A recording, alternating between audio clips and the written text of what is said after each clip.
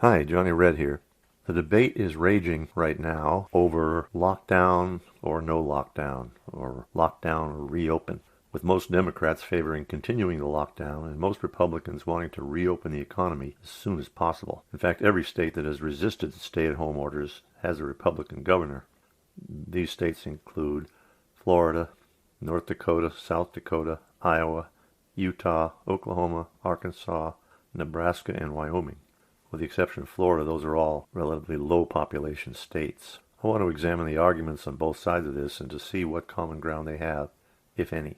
First, I want to take one state governor who opposes the shelter-in-place orders. That's Governor DeSantis of Florida. He says, and there's a headline here from a Florida paper, "That doesn't work," referring to the lockdown, and he says Florida is flattening the curve without such draconian orders. Quote from DeSantis.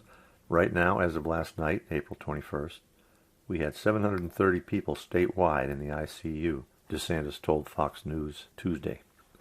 People said our hospitals were going to be overrun. We've actually had increased hospital space and ICU bed space during the pandemic. So there were fewer beds available in Florida in February than there are now.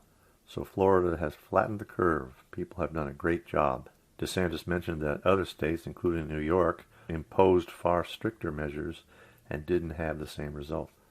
You go back 6 weeks, and everybody was saying that Florida was going to be worse than New York, DeSantis said. Obviously, we have a very elderly population. It was constant, people saying that. If you look at what happened, that's not true. You know, New York, for example, has about 25 times the number of fatalities of Florida, even though we have 2 million more people.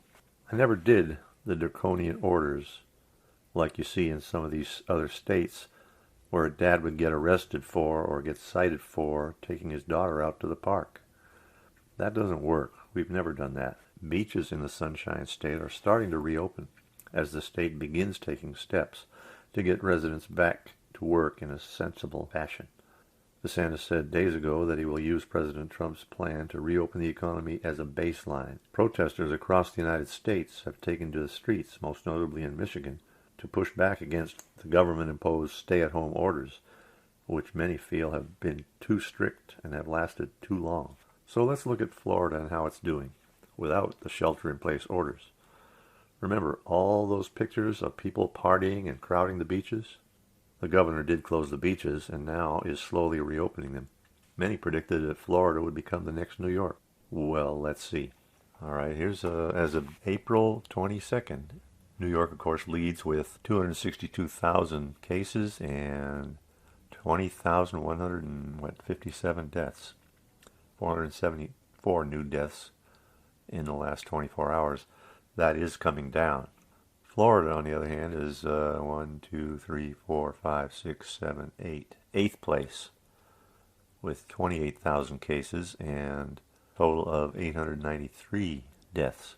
So we're way below Michigan, Illinois, Pennsylvania, California, Massachusetts, New Jersey, and New York. And our deaths are total 893, which is far less than any of those states that are above Florida in the lineup. Florida's doing mighty good. In fact, you have to go down to Texas is doing mighty good too. 543 total deaths. And then you get down to the less populated states, and the deaths are, of course, not nearly as high. So New York and New Jersey leads the pack.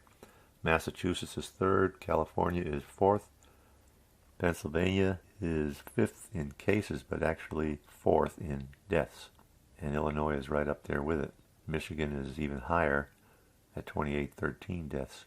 So Florida's doing mighty good at 893. Now I want to play a clip that shows the two sides of this debate rather dramatically.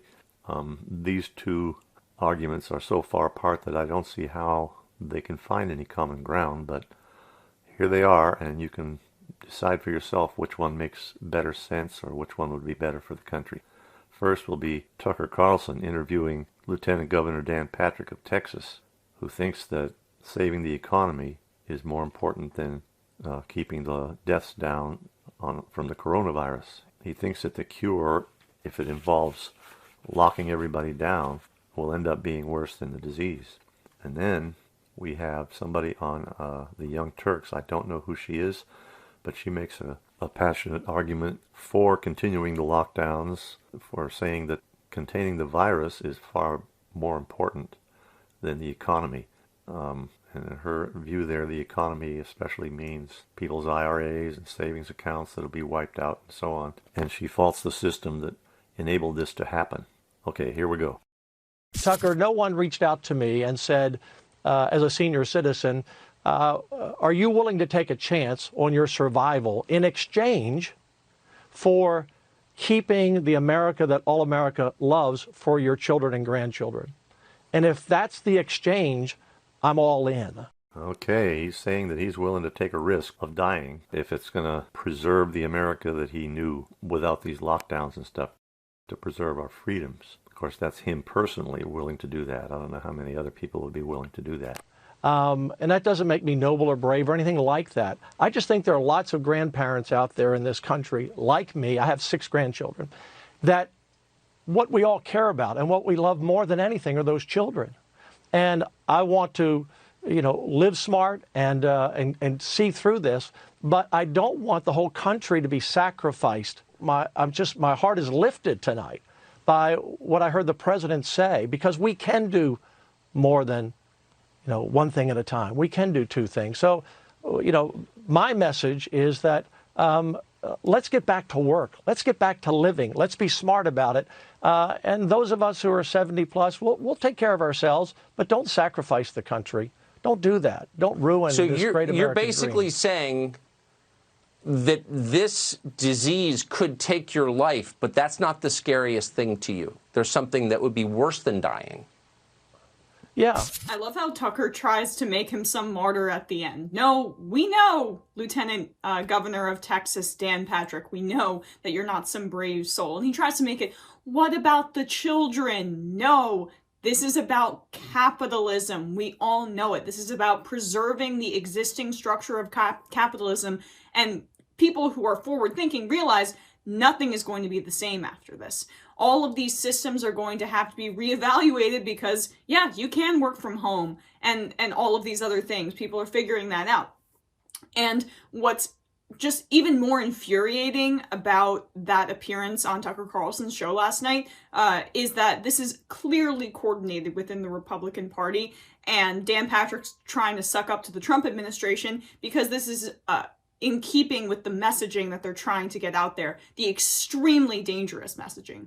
Earlier in the day, President Donald Trump and his chief economic advisor, Larry Kudlow, said that the economic cost of shutting down the country in order to stop the spread of COVID-19 may not be worth it. We can't have the cure be worse than the problem, Trump told reporters at a White House briefing late Monday. Kudlow concurred, saying in a CNBC interview, "At some point you have to ask yourself if the shutdown is doing more harm than good." Expect to be hearing that from Republicans for the foreseeable future. This is clearly a messaging tactic that has been discussed in the Trump administration in Republican circles because, of course, money, money, money. The market, oh, the grand old market. We cannot let the market down. Our portfolios are donors. This is what happens when you have a completely corrupt, swampy administration that doesn't have any people in there except just money people, moneyed interests. No activists from, I'm laughing saying it, of course there wouldn't be. No advocates for the elderly, no advocates for the sick, no healthcare advocates except if they're from for-profit healthcare industry. So all this administration is designed to do is further the worst elements of capitalism, and that's why Trump wants everyone to go back to work, and then everyone in his cabinet will be happy. But let's take a look at some charts that should scare anyone who might be willing to entertain this message coming out of the Trump administration. So this is what happens by July 1st if we stick to social distancing. We adhere to it very strictly, work remotely, ban large gatherings, make sure the restaurants stay closed, have schools closed, etc. That's the best case scenario. So you're seeing like 25% infected in many highly populated areas. Still though, best case scenario. Now, look at it when it just says some adherence to these strict rules, just partial. This is a fairly likely scenario. The whole country the highly populated areas there, they're just overrun with it. So this is the most likely scenario by July 1st. And then the scariest, no control measures. I mean, the entire country just completely overrun with coronavirus, and so many people having died. Scientific models are showing that 2.2 million Americans could die by the end of the year from coronavirus. So Republicans like Dan Patrick, Donald Trump, and Larry Kudlow are willing to sacrifice 2.2 million Americans at the altar of capitalism because of the big line, because of the Dow line. Again, by the way, I mean, I know we're sinking into a recession that's going to affect everybody, and cut checks now. People are hurting, right? But when it comes to people's investments, only 50% of Americans have any investment in the stock market, and most of those investments are at the top, for the top 10%. I get that it affects everybody, but that's the only thing the media talks about. The Dow, the investment portfolio, stocks, blah, blah, blah. Now, regular Americans, they just can't get to work, and then their choice is get sick and go to work, or stay home and not get a check. And that's the economy that neoliberals and Republicans like Donald Trump have set up for people, and now they're saying, well, sacrifice your grandmother's life for this disgusting economy, this inhumane economy, this horrible economic system that we've set up for you. Nope, no mas. Stay in your homes. Stay in your homes, and then we can weather the storm together. Certainly is an anti-capitalist. It sounds like she doesn't have a clue as to what the real cost of this continued shutdown is. She just thinks that people's stock market holdings will be wiped out and their portfolios will suffer. She doesn't realize that millions of people will be out of work with no paycheck, no way to buy anything, no way to buy food even after a while. And what does she think? The government's going to keep sending checks for these people, all these millions of people every month for a year and a half until there's a vaccine? I think it's pretty ridiculous. I think that it's a shame that people like the Young Turks and MSNBC and CNN are given precedence in YouTube by the algorithms. They're pumped up to the prominent positions. Whenever you look for news about the coronavirus or anything, you'll see all those major news sources, authoritative sources, pushing pretty much the same message that she is. Fox is a notable exception. I think the media, including the Young Turks, they are going to ruin this country. That's my opinion. You can put yours in the comments, put your opinion in the comments, and we'll find out what the ratio is as to who is on the side of the Young Turks in the mainstream media and who is on the side of opening up, let's get back to work. There's going to be casualties. It's a pandemic.